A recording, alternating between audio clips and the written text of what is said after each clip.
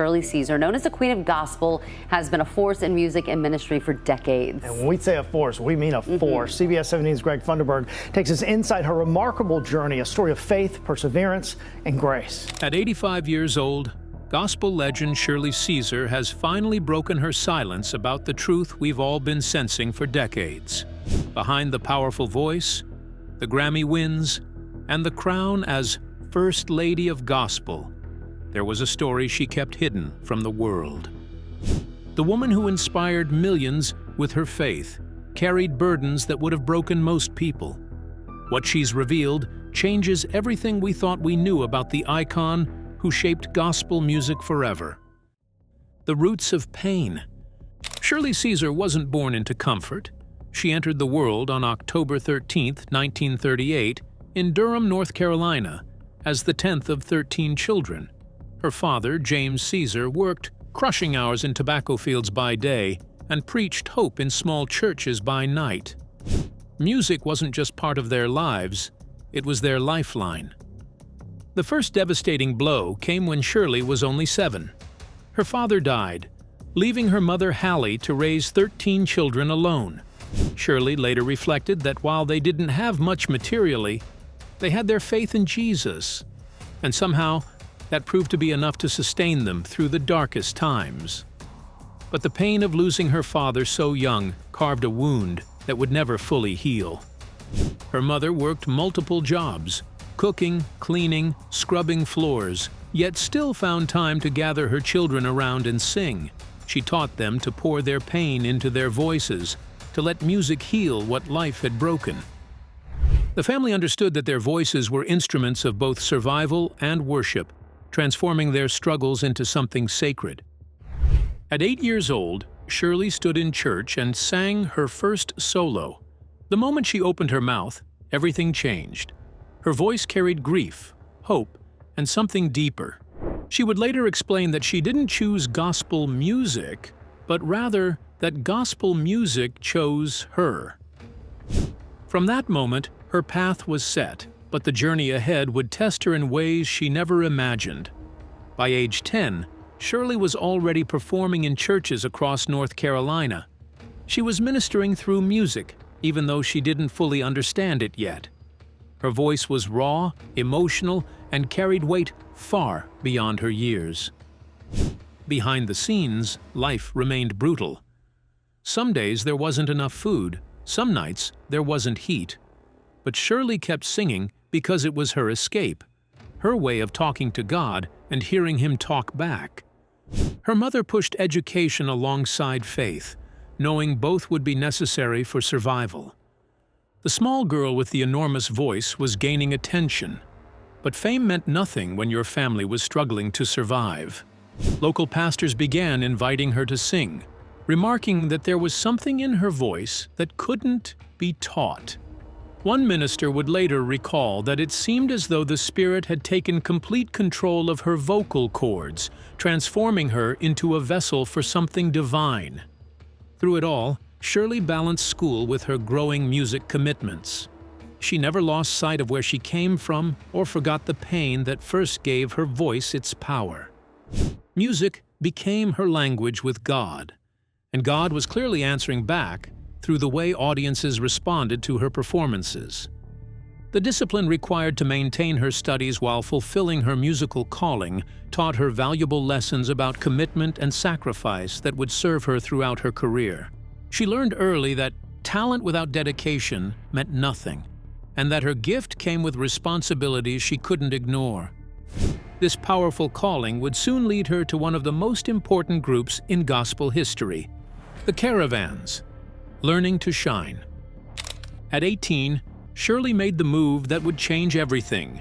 She joined the Caravans, one of the most respected gospel groups in America. Led by legends like Albertina Walker and James Cleveland, the Caravans were ministers of music who set churches on fire with their harmonies. For Shirley, it was both an incredible opportunity and a daunting challenge.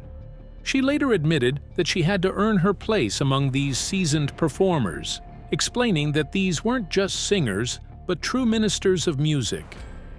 The touring life was brutal. Endless hours on buses, multiple performances a day, late nights, and early mornings with very little rest. But Shirley soaked it all in. Every performance added another layer to her calling. She began to stand out with songs like Sweeping Through the City and I'm Not Tired Yet.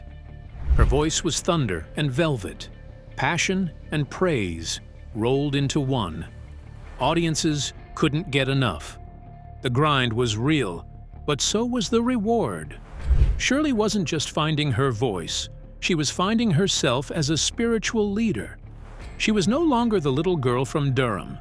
She was a woman carrying a message that needed to be heard. The experience with the Caravans taught her about professionalism, about the business side of ministry, and about the delicate balance between entertainment and evangelism. She learned to read audiences, to understand when to push harder and when to pull back, skills that would prove invaluable in her solo career. But even the most powerful journeys eventually demand new paths. In 1966, Shirley shocked the gospel world by doing something almost unthinkable. After nearly a decade with the Caravans, she walked away from the security and success to go solo. At a time when gospel artists, especially women, rarely stepped out alone, Shirley's decision felt almost rebellious. People questioned her sanity. Why leave a good thing? The Caravans were already legends, and she had become their shining star. But Shirley felt something stirring inside her, something sacred and urgent. It wasn't ambition driving her, it was obedience. She later explained that God was calling her to stand on her own, and she knew she had to listen to that divine prompting. Going solo wasn't glamorous. It was risky.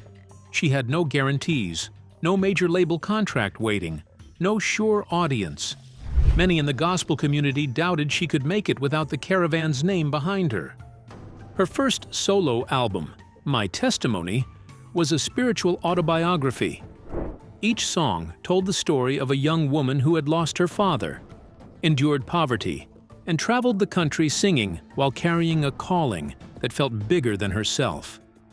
The raw emotional fire in her voice couldn't be faked because it came from real-life experience. The transition wasn't smooth. There were moments of doubt, nights when she wondered if she had made a terrible mistake.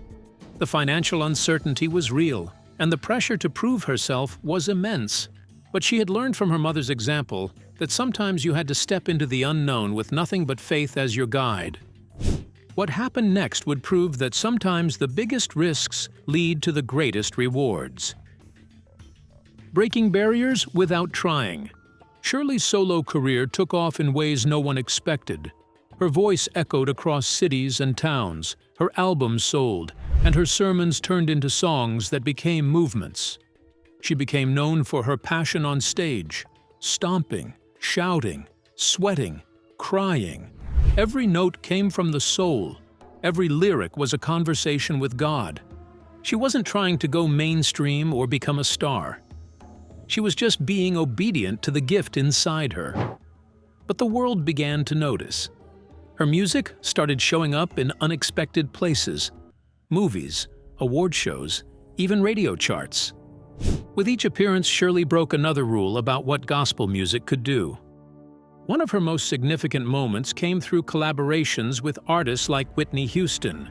Their work together on He's All Over Me for The Preacher's Wife soundtrack reached millions and showed the world that faith-based music could live in the mainstream. Whitney once observed that Shirley's voice carried more than music.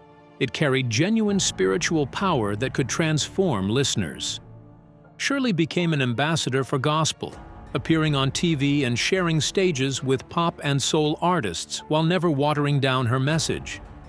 She stayed true even as the world changed around her.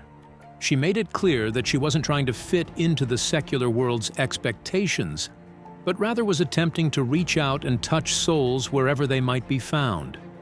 Her crossover success opened doors for countless other gospel artists, proving that sacred music could find its place in any venue when it was authentic and powerful. She demonstrated that you didn't have to compromise your message to reach a broader audience. By the time Shirley entered her 40s, the gospel world had crowned her with a title that perfectly captured her impact: the First Lady of Gospel. It wasn't just about the awards, though there were many. It wasn't just about her voice, though it remained unmatched. It was about her presence and how she carried herself with grace and purpose. Over her career, Shirley released more than 40 albums, each one like a living sermon. Songs like No Charge, Jesus I Love Calling Your Name, and especially Hold My Mule became more than gospel hits. They became part of the cultural fabric, took off in ways no one expected. Her voice echoed across cities and towns, her albums sold, and her sermons turned into songs that became movements.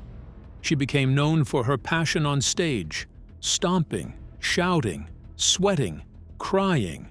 Every note came from the soul. Every lyric was a conversation with God. She wasn't trying to go mainstream or become a star. She was just being obedient to the gift inside her. But the world began to notice. Her music started showing up in unexpected places: movies, award shows, even radio charts. With each appearance, Shirley broke another rule about what gospel music could do. One of her most significant moments came through collaborations with artists like Whitney Houston. Their work together on He's All Over Me for The Preacher's Wife soundtrack reached millions and showed the world that faith-based music could live in the mainstream. Whitney once observed that Shirley's voice carried more than music. It carried genuine spiritual power that could transform listeners. Shirley became an ambassador for gospel, appearing on TV and sharing stages with pop and soul artists while never watering down her message. She stayed true even as the world changed around her. She made it clear that she wasn't trying to fit into the secular world's expectations, but rather was attempting to reach out and touch souls wherever they might be found. Her crossover success opened doors for countless other gospel artists, proving that sacred music could find its place in any venue when it was authentic and powerful. She demonstrated that you didn't have to compromise your message to reach a broader audience. By the time Shirley entered her 40s, the gospel world had crowned her with a title that perfectly captured her impact: the First Lady of Gospel. It wasn't just about the awards, though there were many. It wasn't just about her voice, though it remained unmatched. It was about her presence and how she carried herself with grace and purpose. Over her career, Shirley released more than 40 albums, each one like a living sermon. Songs like No Charge, Jesus I Love Calling Your Name, and especially Hold My Mule became more than gospel hits. They became part of the cultural fabric. Her ability to fuse deep spiritual truths with everyday life made her music feel both divine and down to earth. She didn't chase trends or applause, she chased conviction. That's what set her apart. Her work was honored with 12 Grammy Awards and induction into the Gospel Music Hall of Fame. But if you asked Shirley, she'd say the real reward was when someone told her that her song got them through a difficult time. She consistently maintained that she never sang to be famous, but rather sang to be faithful to the calling placed on her life. That faithfulness touched millions and gained respect from musicians across every genre. While the industry tried to box gospel in, Shirley opened the doors wide, making gospel feel big enough to hold pain, joy, justice, and laughter. Her concerts became more than entertainment. They were healing experiences where people came broken and left restored. She understood that her role extended far beyond performer, to include counselor, minister, and spiritual mother to countless souls seeking hope. But while the stage lit her up, her heart also belonged to something else entirely. Not from a church stage or Grammy night. A clip of her iconic sermon performance, Hold My Mule, was remixed into a viral Thanksgiving-themed dance track. Suddenly, Shirley was trending across social media with her now famous line, "I've got beans, greens, potatoes, tomatoes." At first, Shirley embraced the moment with characteristic grace. She expressed that if this new exposure gets people to hear the Word of God, then she was happy to let it continue playing across the internet. The meme was catchy, funny, and undeniably creative. Younger audiences who had never heard her music were sharing, laughing, and dancing to her words. But soon criticism began rolling in.